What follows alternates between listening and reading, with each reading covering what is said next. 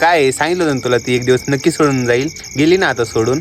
अरे भावा, मला काय माहिती होतं तिच्यावर मी स्वतःपेक्षा पण जास्त प्रेम केलं, तीच मला सोडून जाईल. स्वतःपेक्षा जास्त?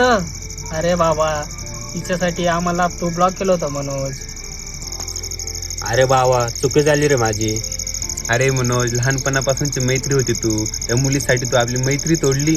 मनोज, तेव्हा आम्हाला तुझी खूप गरज होती. प्रत्येक सुखा दुःखात आम्ही तुझ्या सोबत होतो रे मनोज. कसं असतं माहितीये का भावानो, मैत्रीमध्ये ना तिसरी व्यक्ती आली ना. नको सांगू मनोज, प्रॉब्लेम येतोच ते आम्हाला माहिती आहे. अरे भावानो, खरं आहे ते सांगू का रे तुम्हाला, मला त्या मुलीने ना अशी जादू केली तर ती सोडून मला बाकी कोणी दिसतच नव्हतं. आणि खरंच मला एका गोष्टी खूप वाईट वाटते रे, की मी तुमच्यासारखे मित्र गमावले होते. पण खरंच आता नशीब माझं एवढं चांगलं आहे ना, की मला तुमच्यासारखे मित्र परत भेटले. आता मी तुम्हाला एक सांगतोय रे, खरं आहे ते.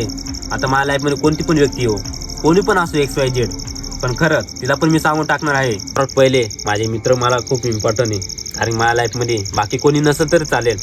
एक वेळेस मी तुला ब्लॉक करेल, पण माझ्या मित्रांना कधीच नाही.